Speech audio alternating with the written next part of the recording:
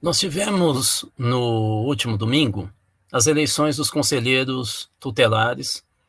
Foram 30.500 conselheiros que foram votados no país todo, em todos os municípios do Brasil. O campo progressista foi muito bem. E, por exemplo, nas grandes cidades e nas cidades médias, principalmente nos bairros de residência da classe média, caracterizados pela classe média, a vitória foi muito importante dos candidatos progressistas, que nesse caso não tem relação com partido. Nós tivemos anúncios protocolares de partidos de esquerda e centro-esquerda no Brasil, mas não houve orientação para diretórios municipais, não houve mobilização, não se fez card, não se fez camiseta, panfleto, nada. Na verdade, os partidos não entraram. Então, o que era o campo progressista?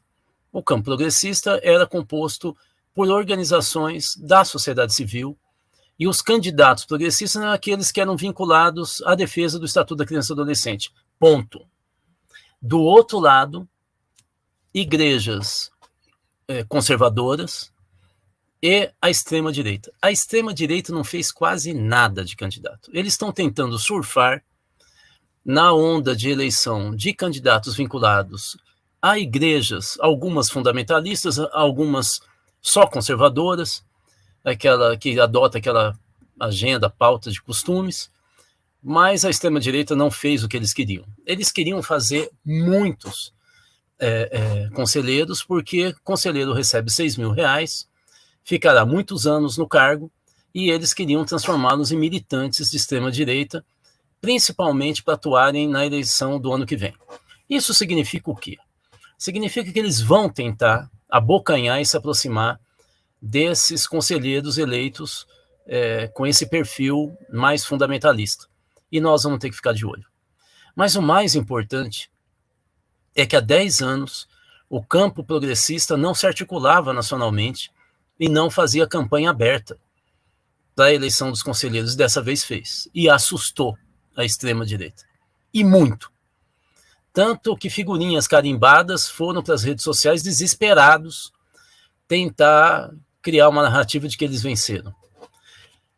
O editorial de hoje, dessa terça-feira, quer destacar um aspecto que apareceu nas eleições de domingo, mas que vem rondando pouco a pouco o campo progressista, que é o catastrofismo. A despeito de ter notícias péssimas para o bolsonarismo, para Moro, para o lavajatismo, o campo progressista, nas redes sociais, sempre posta: eu não acredito nisso. Infelizmente, não vai dar em nada. Nós não sabemos mais fazer nada. O PT ganhou 5 eleições, praticamente sem interrupção. Teve interrupção em função da prisão do Lula. O PT tem uma das maiores bancadas federais, ganhou a eleição para a presidência da República, mas o catastrofismo continua no campo progressista. A última, e eu acho que isso tem a ver com um trauma que não passa e que precisa ser tratado, é um problema mental, de fato, emocional, que foi aquela sequência muito ruim, de fato, para o país, mas faz parte do jogo político, que foi a prisão do Lula, o impeachment da Dilma e a eleição do Bolsonaro. Essa sequência, que vem de 2015 em especial em diante, foi demais para o campo progressista, principalmente aqueles que não militaram lá nos anos 70 contra a ditadura ou na construção do PT, da CUT, MST.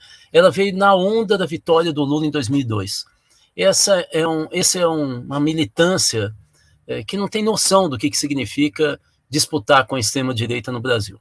Mas vamos lá, eu vou destacar aqui, para não ficar muito longo esse editorial, a última, do derrotismo do nosso campo.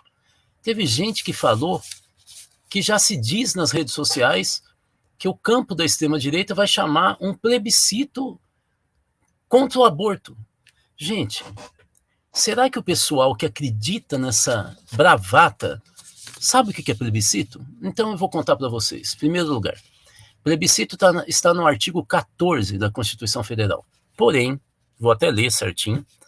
Ele foi regulamentado pela Lei 9.709, de 18 de novembro de 1998. 98. Vocês sabem quantos plebiscitos nós fizemos desde então no Brasil? 2. Sabe por quê? Porque não é fácil fazer plebiscito. Um plebiscito que nós fizemos foi sobre a forma de governo em 1993 e o outro em 2011 no Pará. Não foi nacional, foi no Pará, para dividir o estado do Pará em 3, e foi derrotada essa proposta. O estado do Pará continua o estado do Pará. O plebiscito tem que ser aprovado na Câmara e no Senado, e ele vai para o Tribunal Superior Eleitoral, o TSE, para regulamentá-lo. E a partir daí, ele organiza as eleições, o TSE. Vocês acham que isso é fácil? Que é só falar, quero fazer plebiscito e eu faço? Não é fácil. É custoso, custa muito dinheiro e energia. Não caiam mais nessa. Nós já caímos, o campo progressista já caiu no vai ter golpe dentro do golpe. O Boulos e todas as lideranças de esquerda vão ser presas. Nós não vamos ter eleição. E daí as Forças Armadas estão usando as PMs porque eles não têm coragem para a rua, mas a PM tem. E agora, essa história de que nós somos derrotados nas eleições de conselheiro tutelar, o que não é verdade, e que vai ter plebiscito. Gente, nós precisamos cuidar do nosso equilíbrio emocional e da nossa psique, da nossa alma. Nós precisamos estar mais equilibrados, voltar a ter força. Ninguém que é vitorioso entra em campo achando que vai perder. Também não precisa ser absolutamente utópico e romântico, mas entre ser romântico e ser catastrofista, existe a crença e a certeza da nossa força. Está na hora da gente voltar ao que a gente era em 1980 e 1990 e esquecer o desastre que foi para a organização da sociedade civil progressista nesses últimos 20 anos. Meu nome é Rudá Risse, eu sou presidente do Instituto Cultivo.